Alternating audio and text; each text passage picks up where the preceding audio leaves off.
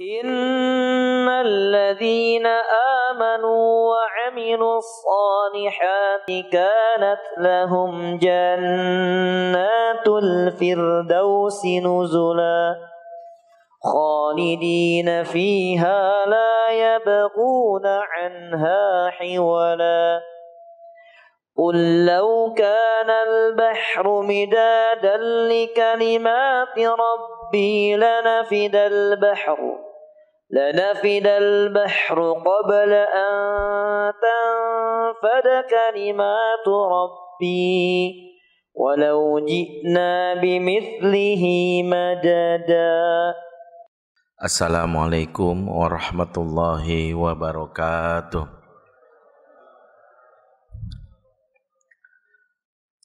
Alhamdulillah, assalatu wassalam ala rasulillah wala alihi wa sahbihi wa mawalah.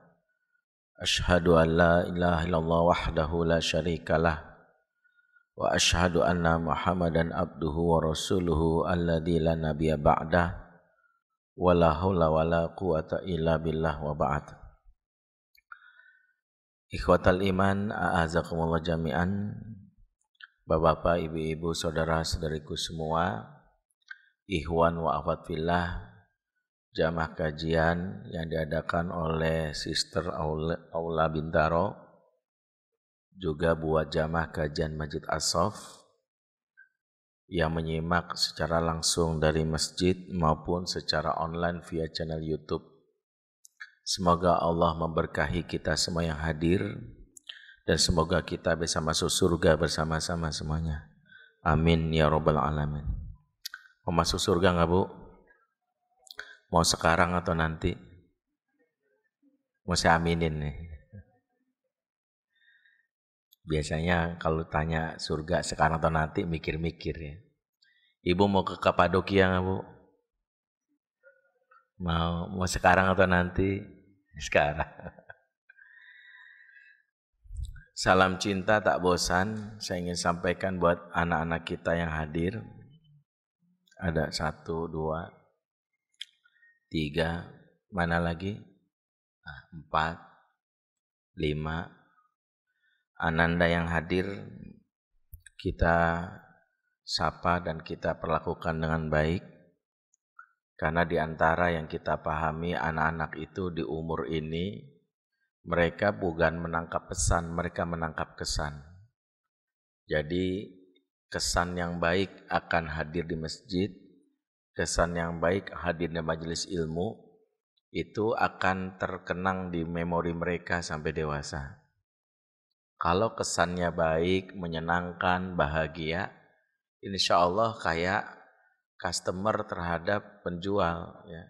Mereka akan repeat order.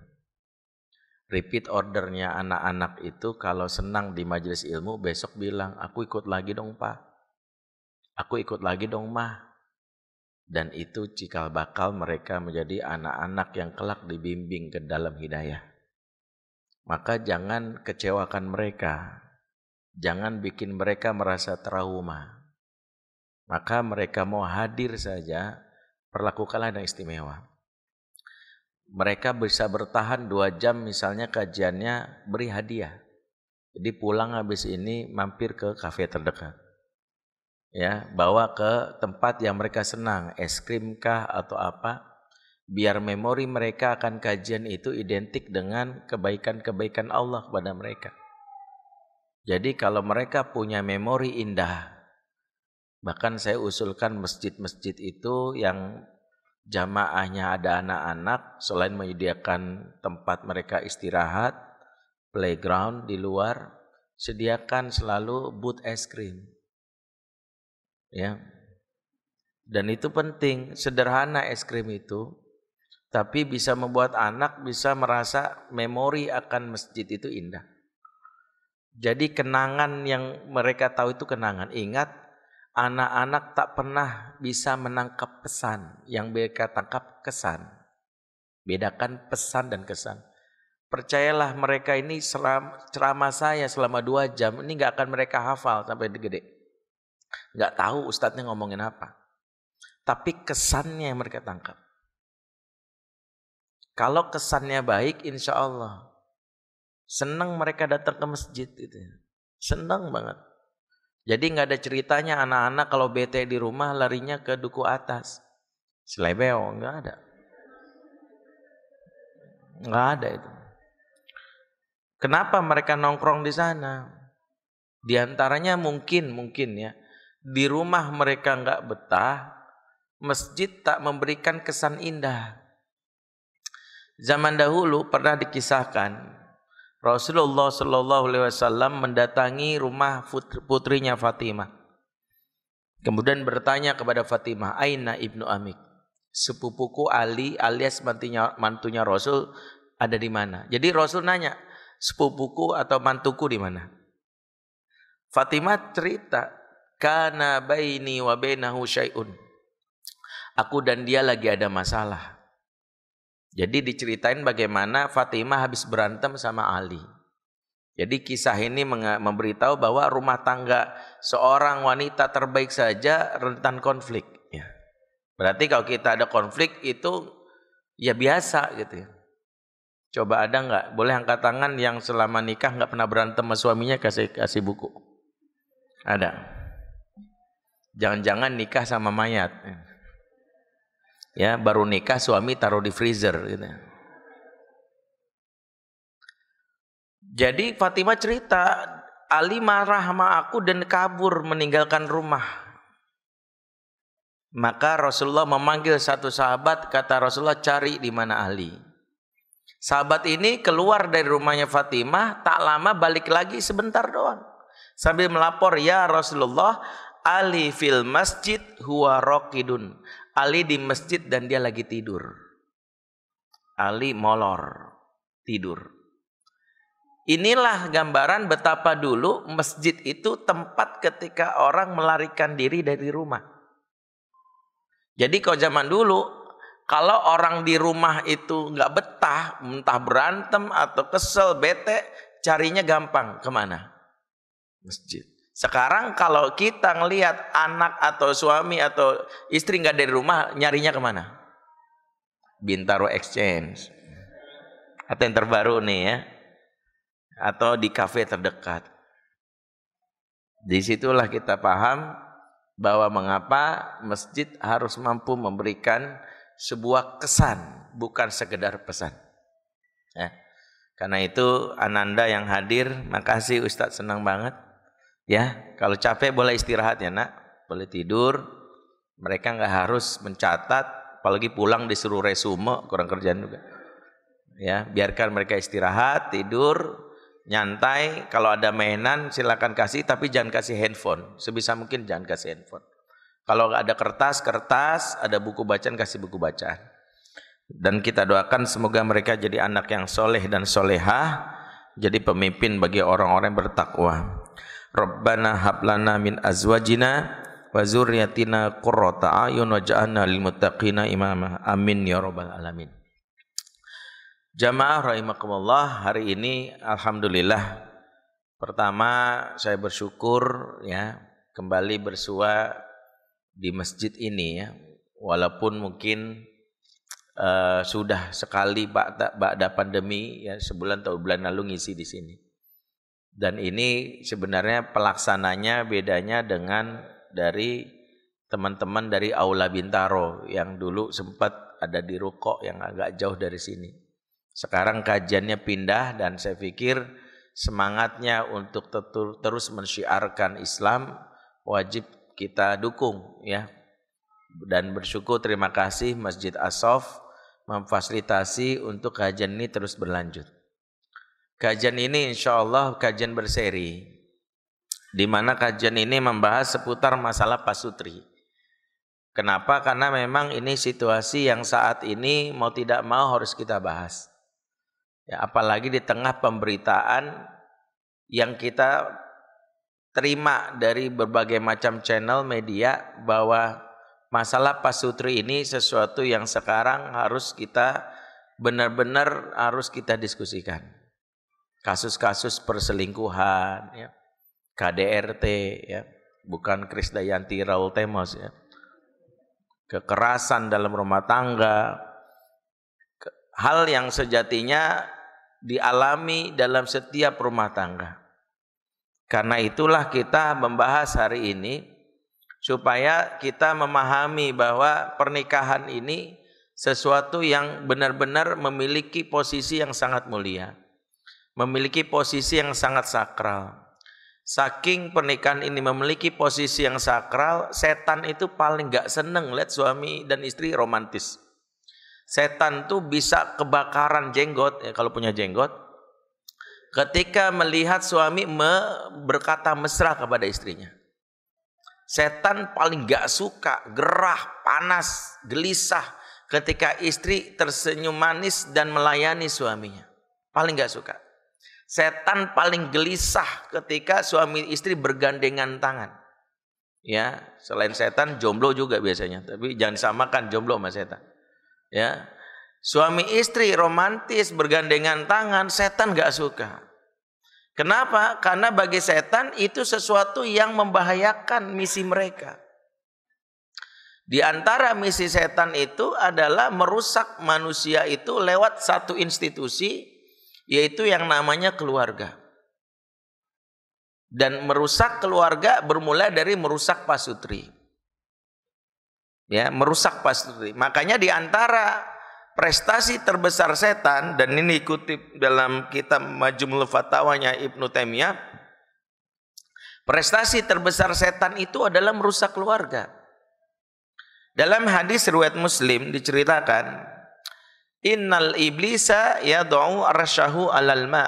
Sesungguhnya iblis punya istana atau singgasana di atas air. Jadi iblis itu punya kerajaan di atas air. Ya.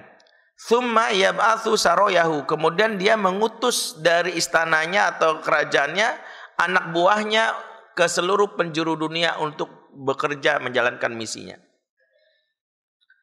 Setiap waktu selalu ada laporan dari setan kepada iblis tentang apa yang dilakukannya. Tsumma yaji'u ahaduhum fayaqul, tak lama datang satu setan melapor kepada iblis. Ya iblis, fa'altu kadza wa kadza. Wahai iblis, wahai pimpinan, saya sudah melakukan amalan ini, dan ini. Jadi diceritakanlah bagaimana prestasinya dia. Membuat manusia berzina, korupsi, berjudi, minuman keras. Sesuatu yang menurut setan ini luar biasa. Tapi apa kata iblis? Ma sana'ta syai'an, yang kamu lakukan itu kecil. Yang kamu lakukan itu biasa, kata setan. Ya kalau istilah anak muda zaman now terlalu mainstream. Semua setan tuh udah biasa melakukan itu. Maka iblis nggak puas dengan laporan anak buah satu ini, datang setan yang lain. Melapor kepada iblis, ma taraktuhu hatta farraqtu bainahu wa baina imraatih. Saya tidak tinggalkan seseorang. Saya tempel terus dia, saya pepet terus dia sampai dia bercerai dengan pasangannya. Sampai rumah tangganya berantakan alias sekarang. Sampai istrinya menggugat cerai suaminya. Itu kata setan ini melapor pada iblis. Mendengar laporan setan ini, iblis diceritakan oleh Rasulullah dalam hadis ini, iblis memanggil pasukannya tadi yang lapor, disuruh duduk di sampingnya sebagai bentuk penghormatan. Apa kata iblis kepada setan tadi? Ni'ma anta, sungguh kamu pasukanku yang paling hebat.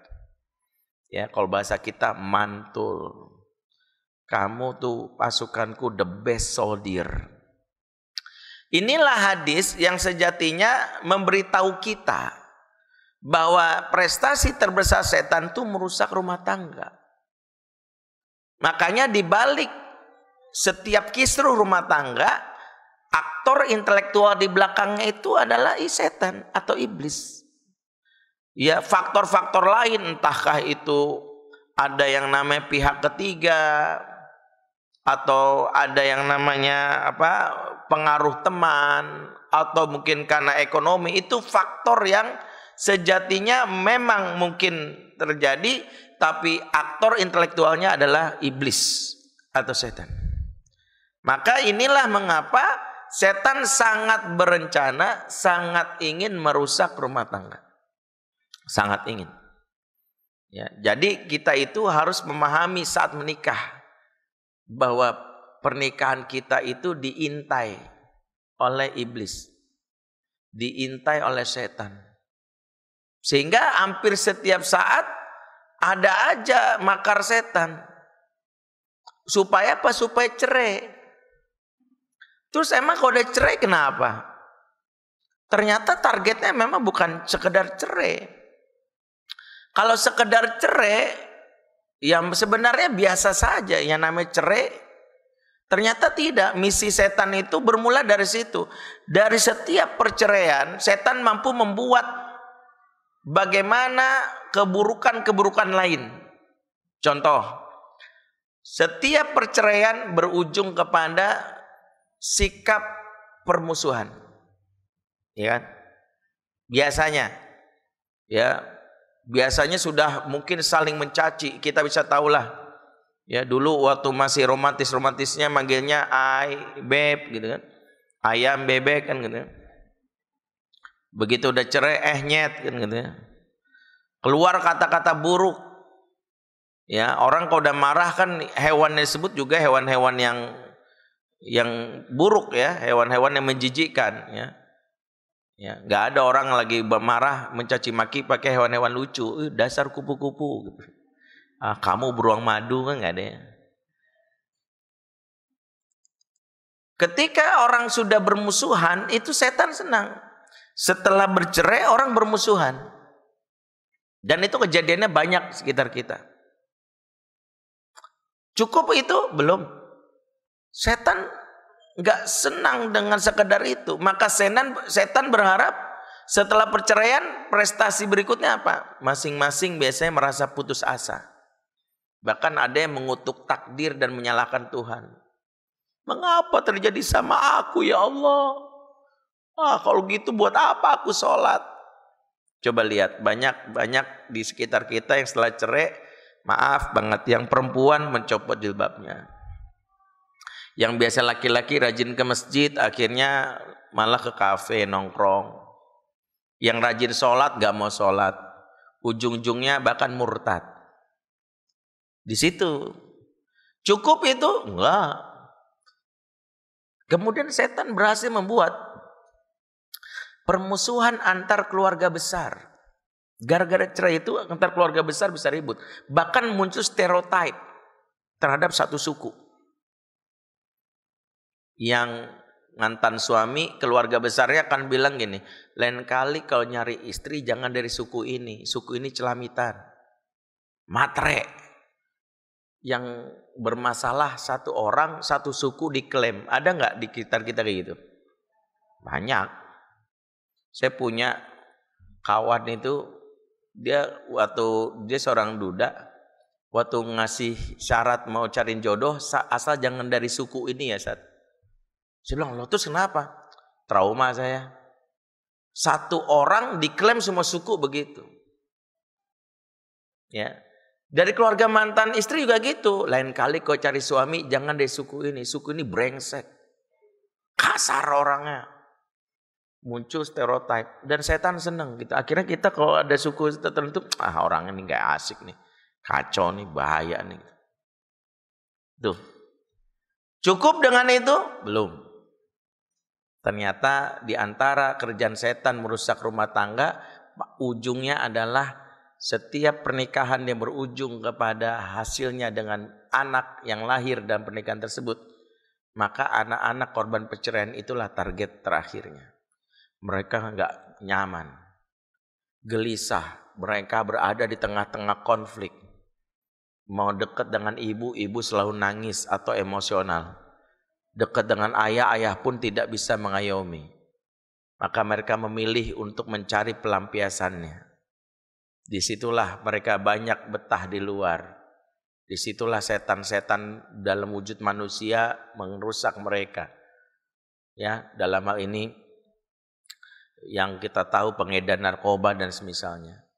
Maka anak-anak yang dari korban perceraian itu, walaupun tidak bisa kita generalisir seolah-olah semuanya seperti itu, tapi sangat rentan menjadi salah satu anak-anak yang rusak, dan mereka mau tak mau akan menjadi pemimpin di negeri ini di masa depan. Jadi targetnya bukan hari ini, targetnya nanti, bahwa bangsa ini akan dipimpin oleh anak-anak yang rusak, dan itulah akan jadi pemimpin negeri ini. Karena itulah mengapa kita di antara yang kita pahami bahwa pernikahan ini adalah sesuatu yang harus kita betul-betul jaga sungguh-sungguh.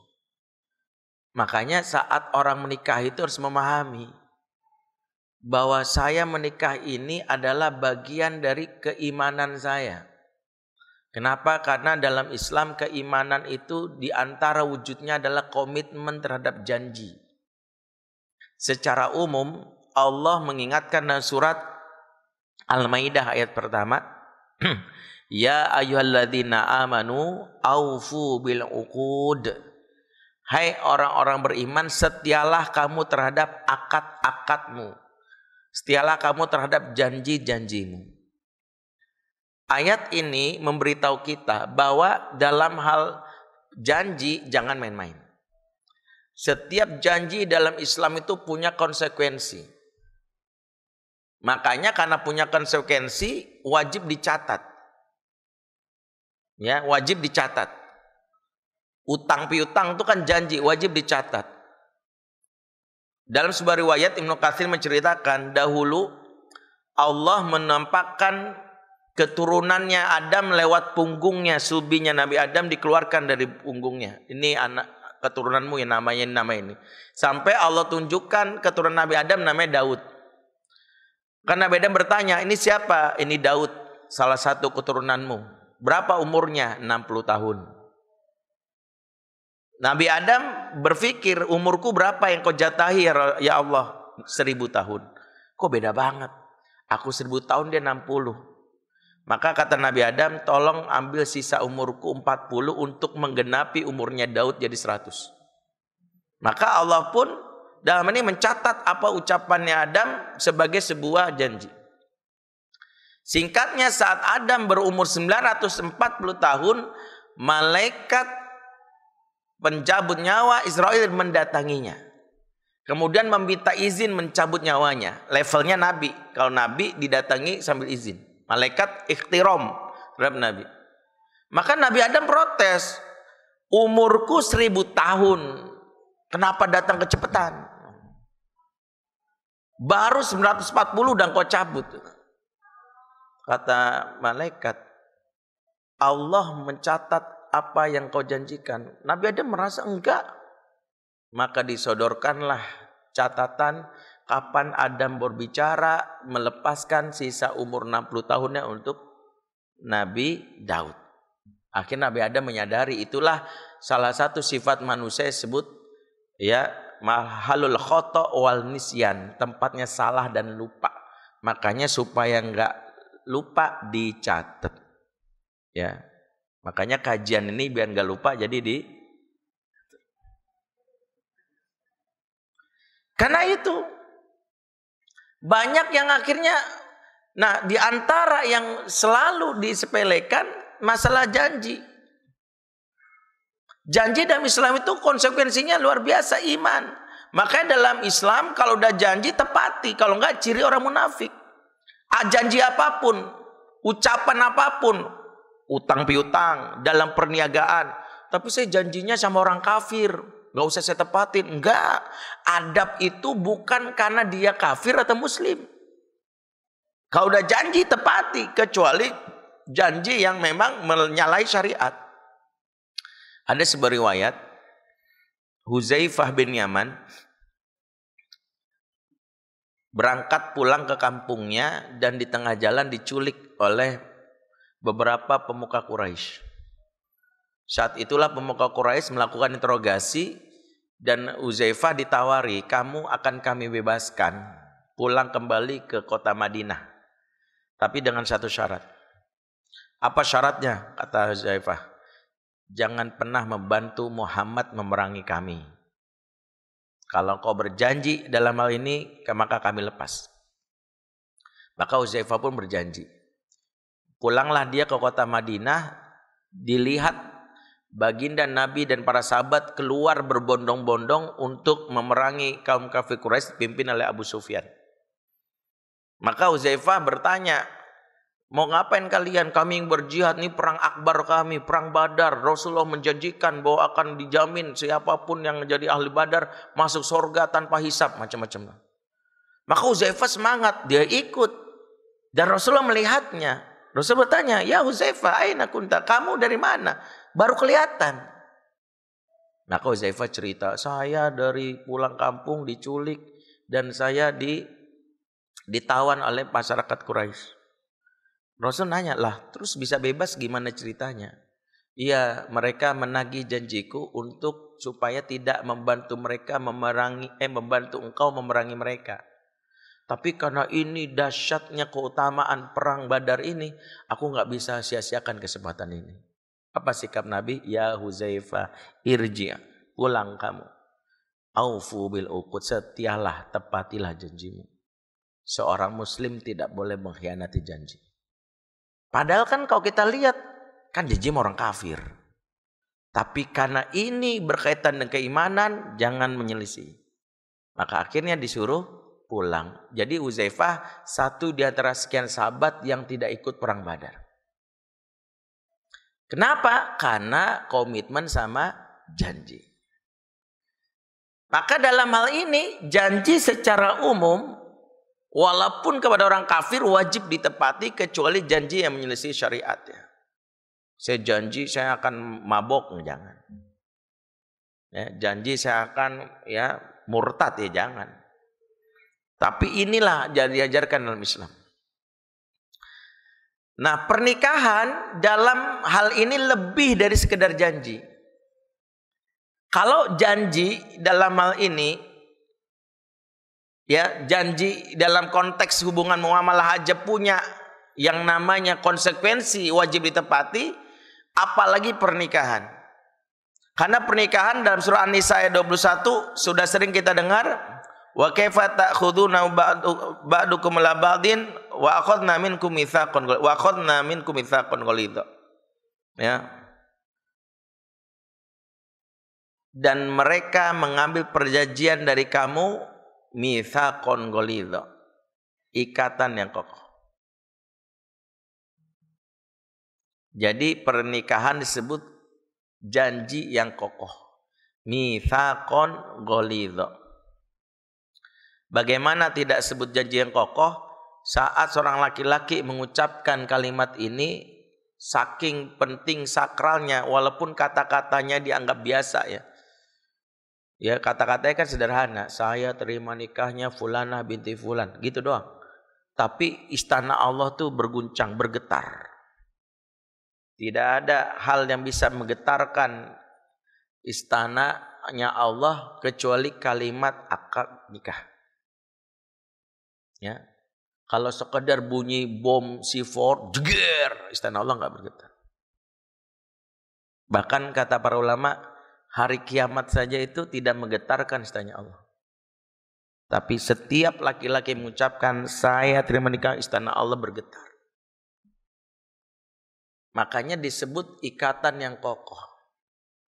Mitsaqan ghalidha. Dan ikatan yang kokoh ini dalam Quran itu bukan sekedar ikatan suami istri.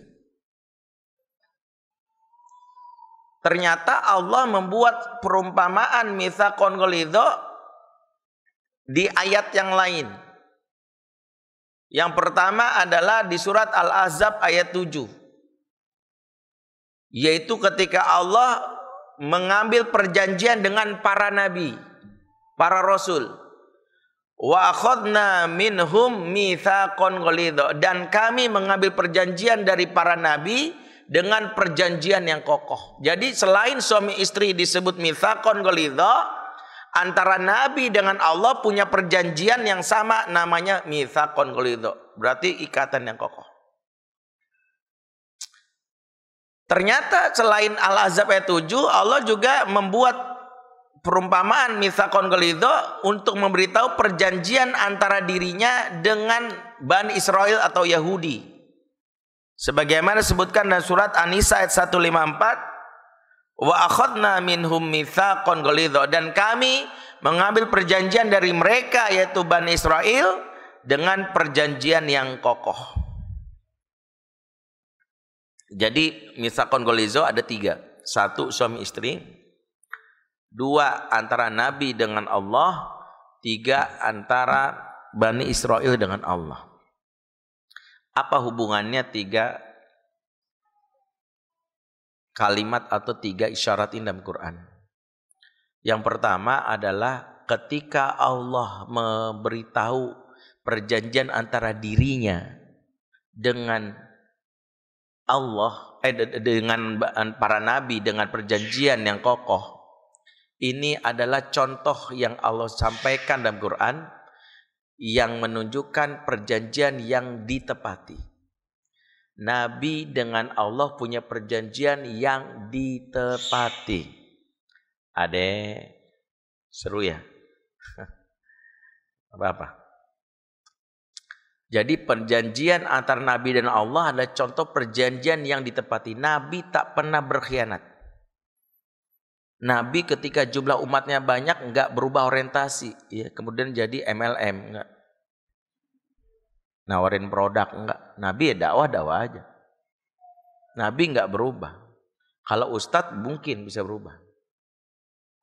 Nabi dibujuk-bujuk enggak tertarik. Ya kamu nanti jadi penguasa negeri ini Muhammad, kan dicalonin jadi raja, enggak mau. Ditawarin perempuan cantik, enggak. Ya Nabi begitu. Nabi dibujuk, diancam, dibunuh pun enggak ada masalah. Nabi Yahya itu pernah nanganin kasus ketika ada raja yang jatuh cinta sama keponakannya sendiri. Dan tentu mahramnya haram. Tapi mereka ini udah kadung kasmaran gitu. Dan mereka ingin dilegalkan pernikahannya. Maka mengunjungi Nabi Yahya, otoritas agama zaman itu ya Nabi Yahya.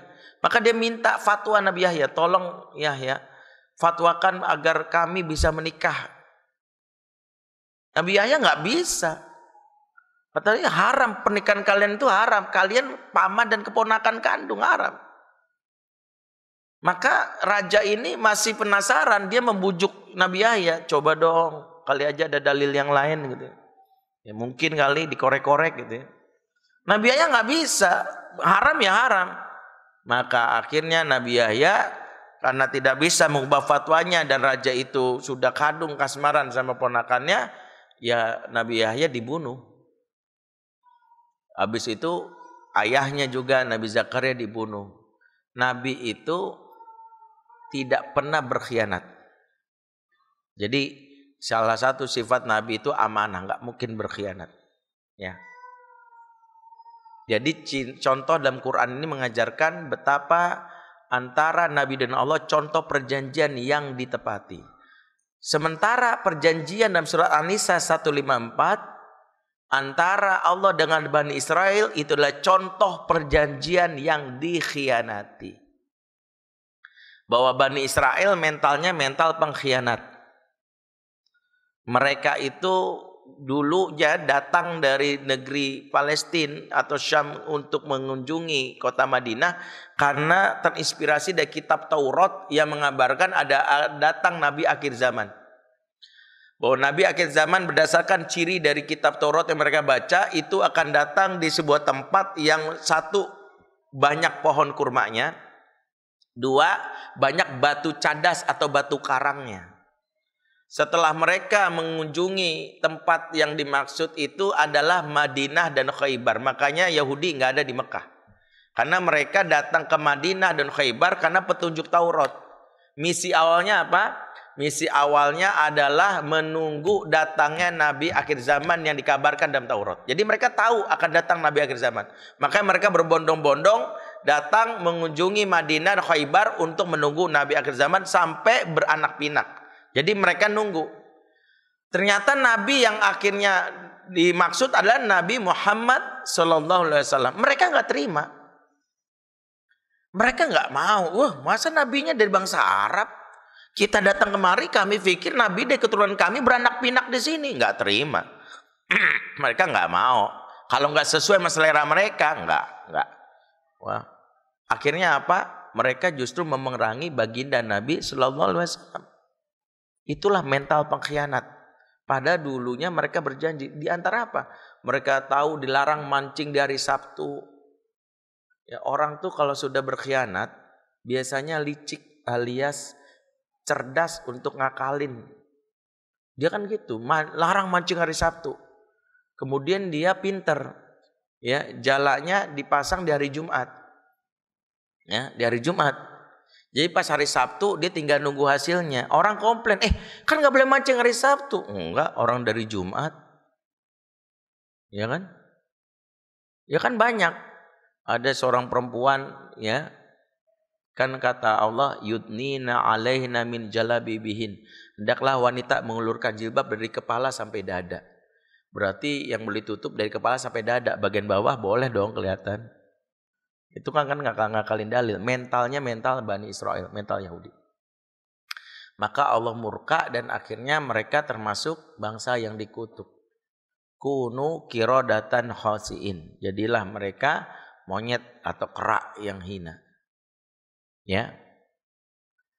Terus apa hubungannya dengan pernikahan? Pernikahan itu ada di dua posisi kata para ulama.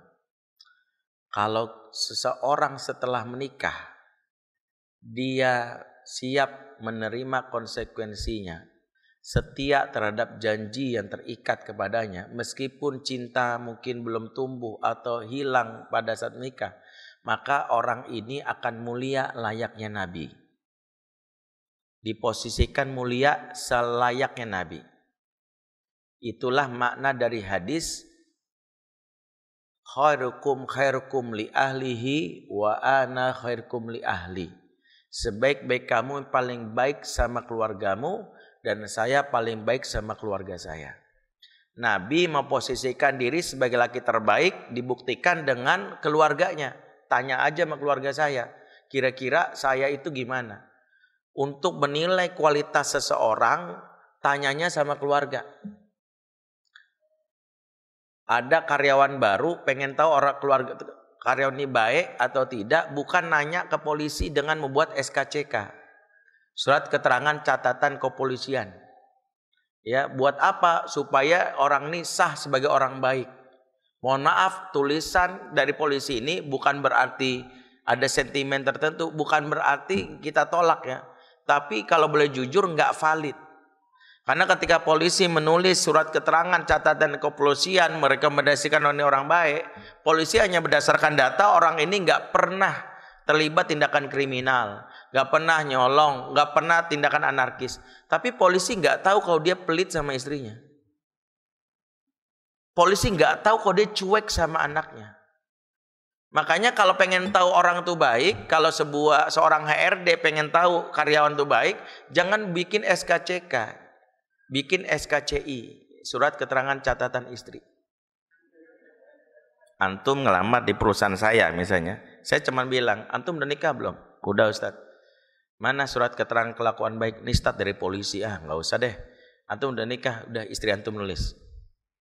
Ya istrinya nulis, ya nama misalnya ya Maimunah, umur 26 tahun, pekerjaan ibu rumah tangga, dan ini bersaksi bahwa suami saya orangnya satu, dia nggak pernah pelit sama saya. 2, kalau awal bulan gajinya selalu transfer semuanya ke saya. 3, kalau marah nggak pernah ngancam-ngancam poligami. 4, dia selalu terlibat dalam pengasuhan. 5, kalau saya ngambek dia bisa menenangkan. 6, 7, 8, 9, 10 tanda tangan istri, sah itu orang baik. Makanya itu. Sehingga orang yang berkomitmen terhadap keluarga, dia menaik posisinya di depan Allah. Mungkin dia mohon maaf di hadapan manusia, maaf ya, kerjaannya mungkin hanya office boy.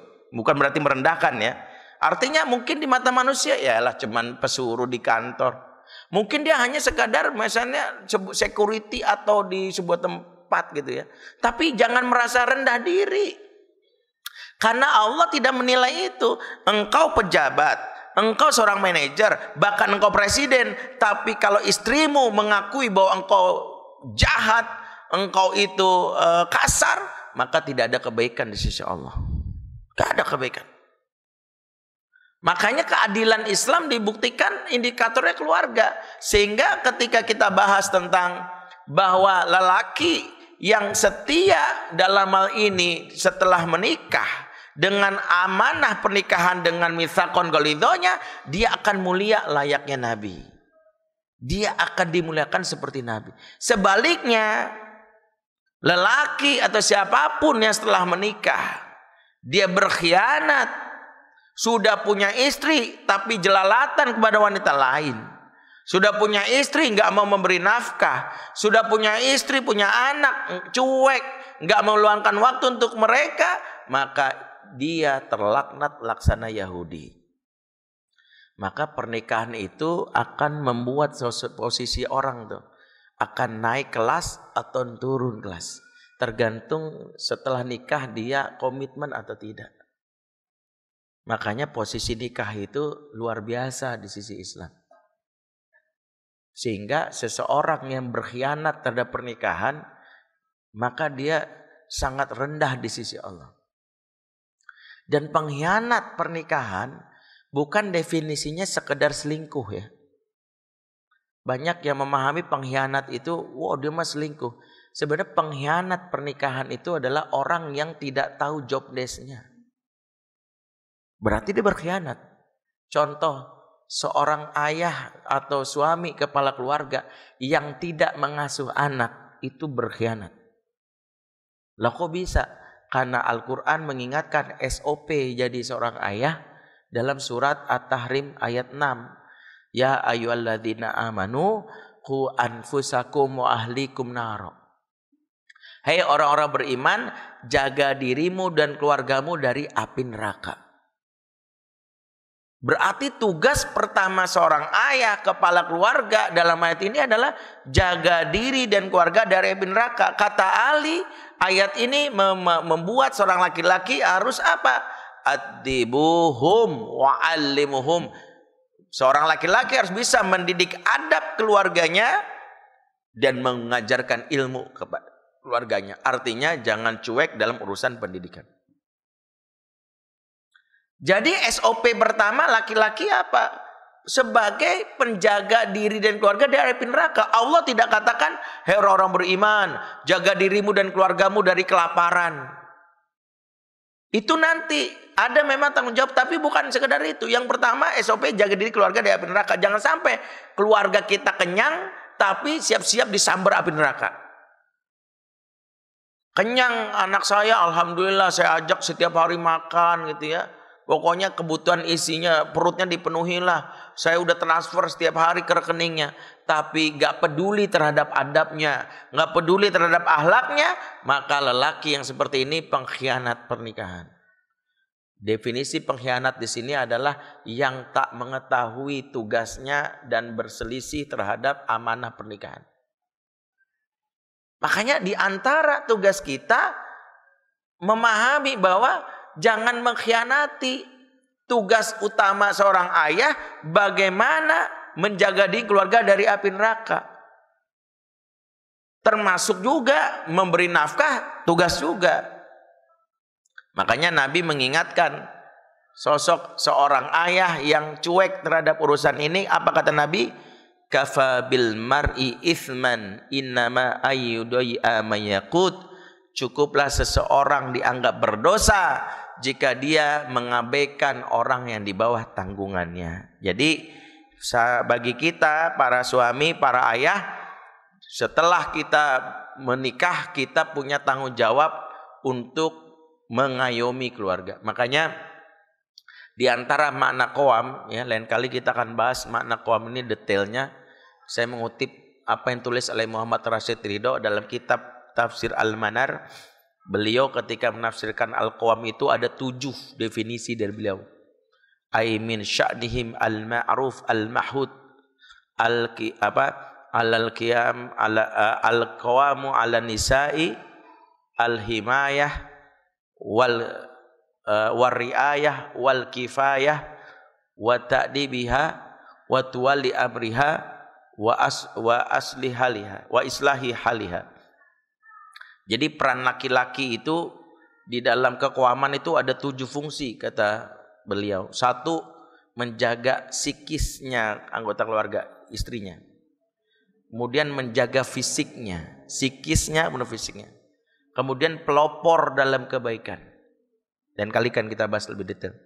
Pelopor. Jadi kalau pengen di rumah itu hafal Quran, bapaknya memulai dulu. Jangan nyuruh, nak hafalin Quran nak. Kamu nanti akan memahkotai papa nanti di akhirat. Saya itu pernah ngomong gini sama anak saya. Masya Allah bang, abang nanti hafal Quran, nanti abang akan mahkotai abi nanti di surga. Apa kata anak saya? Terus ya mahkotai nenek siapa? Kita tuh nggak mikir sih. Mikirnya kita dimahkotain doang. Emang orang tua kita nggak pengen dimahkotain? Kesalahan kita itu adalah nggak pernah memulai selalu orang lain. Lu aja, kamu aja. Harusnya kita mulai dari diri. Makanya nanti keqawaman itu mulai itu. Termasuk mana keqawaman itu setelah menjadi pelopor kemudian apa? Sebagai pemberi kecukupan. Bekerja keras. Kemudian apa? Sebagai pengatur urusan. Ya, sebagai manajer. Ya. Kemudian sebagai pendidik. Yang ketujuh sebagai pelaku perbaikan. Masya Allah ya, ada 7. Lain waktulah kita bahas. Maka itu peran yang harus kita komitmen. Kalau enggak berkhianat kita. Ya. Ada yang belum nikah enggak? Jomblo ada? Ada. Enggak usah malu, enggak bakal dibully, didoain. Ada enggak? Ada di belakang ya. Masya Allah. Ya, gara-gara ini abis ini gua enggak mau nikah gitu. Berat banget saya gitu ya. Ya, artinya paham ini. Dan wanita juga tahu bahwa dia disebut berkhianat kalau dia nggak tahu perannya. Di antara peran wanita itu adalah memberikan rasa tenang di rumah. Karena ketika Allah katakan litaskunu ilaiha. Ilaiha itu domirnya kepada si perempuan. Pemberi rasa tenang di rumah itu adalah perempuan. Maka di antara tugas perempuan adalah memastikan rumah itu didesain untuk membuat penghuninya nyaman.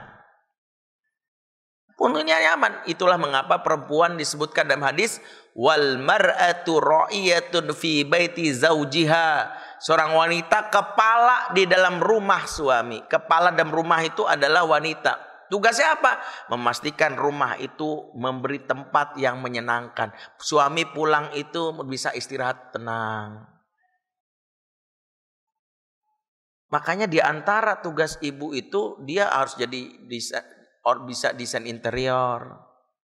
Dia harus bisa mengetahui tata letak, dia harus paham kebersihan. Karena suami dan anak harus betah. Kan di antara fenomena di zaman now ini sesuai dengan pengantar saya tadi, yaitu ketika rumah tak lagi dirindukan. Kenapa orang nggak rindu rumah? Bukan karena rumahnya kecil, sumpek, sempit, bukan. Karena ratu rumah tangganya ibu tak memberikan kesan yang menyenangkan. Maka di antara peran yang kita harus pahami, Allah mengingatkan supaya masing-masing kita itu harus sungguh-sungguh komitmen. Maka pernikahan itu melatih komitmen. Karena kalau nikah itu sekedar cinta, cinta itu naik dan turun. Ya, lagi cinta, kalau lagi nggak cinta, kita berkhianat nggak boleh. Ada sebuah kisah diceritakan oleh Abdullah bin Mubarak. Salah satu kawannya itu hendak menikah.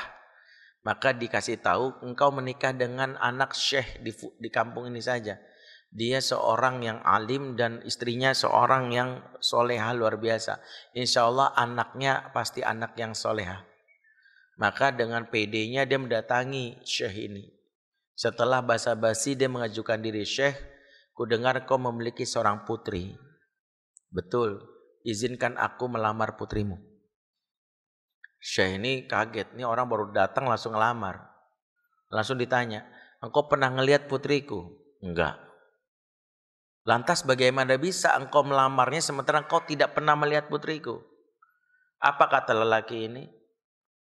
Aku yakin engkau seorang yang soleh dan istrimu wanita solehah. dan orang yang soleh dan wanita soleh, insya Allah anaknya dididik dengan kebaikan. Maka aku yakin itu. Maka terjadilah akad nikah hari itu juga. Ingat, akad dalam kajian fikih apa? Al-aqdu minar rojulain, akad antara dua orang laki-laki. Jadi akad itu dua orang laki-laki, walaupun perempuan yang nggak ada sah. Perempuannya misalnya ada di Australia, bapaknya sah, jabat tangan laki-laki ada saksinya sah. Begitu perempuannya nyampe bandara disambut, aku jadi suami, lu kapan nikahnya? Kemarin itu. Ini sah. Walaupun bapak yang kayak gini bapak yang gendeng gitu. Masa anaknya nggak dikasih tahu gitu.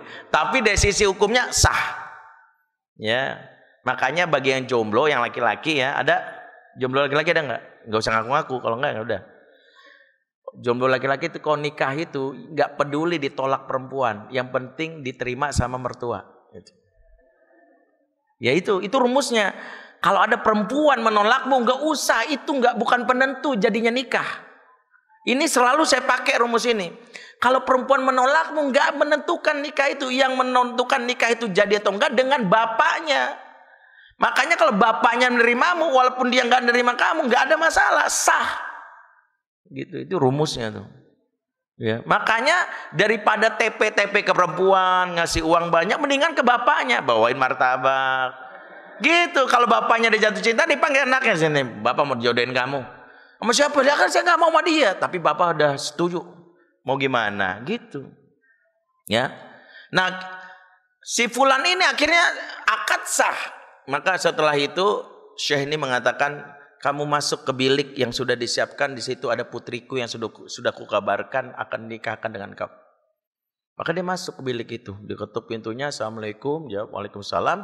Dia begitu dak-diduk cemas, dibuka pintu tersebut, dia melihat ada wanita memunggunginya di dalam kamar tersebut, duduk di pojokan kamar.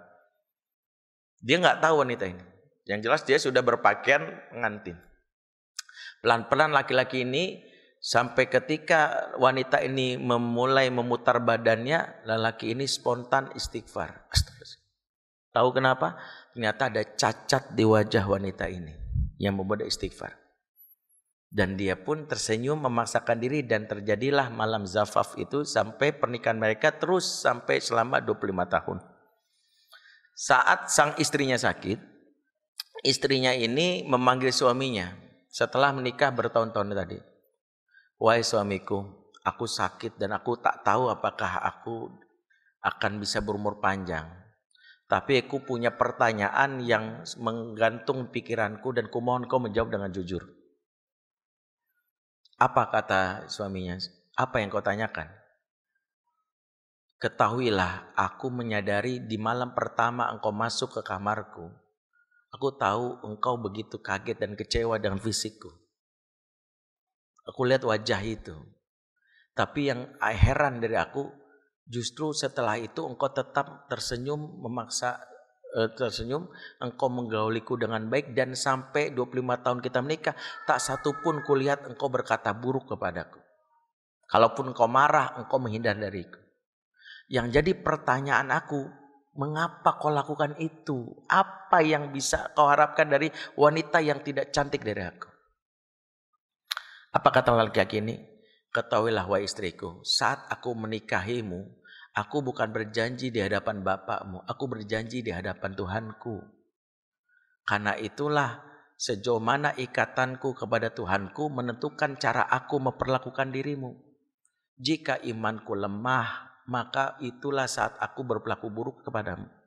Jika imanku kuat, maka aku memuliakan dirimu. Dan engkau adalah wanita yang selalu berusaha membuat aku dekat kepada Tuhanku. Karena itu aku berupaya memuliakan dirimu, tak ingin menyakitimu. Sekiranya aku diizinkan menikah lagi pun itu halal bagiku. Tapi aku tahu jika aku menikah lagi dengan kondisi engkau sakit dan engkau dengan wajah yang kau sesali itu, engkau akan merasa bersalah dan sakit hati. Karena aku gak ingin menggores perasaanmu. Disinilah Ibnu Mubarak mengatakan, lelaki yang setia terhadap Tuhannya, dia setia untuk terus menjaga perasaan pasangannya.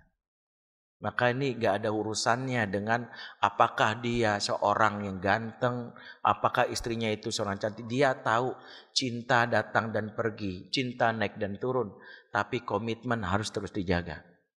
Itulah hakikat dari amanah pernikahan, dan inilah seri pertama kita yang akan kita bahas di pekan berikutnya. Aqulu qouli hadza fastaghfiru lakum. Wassalamualaikum warahmatullahi wabarakatuh. Qul innama ana basyarum mithlukum yuha ilayya annama ilahukum ilahu wahid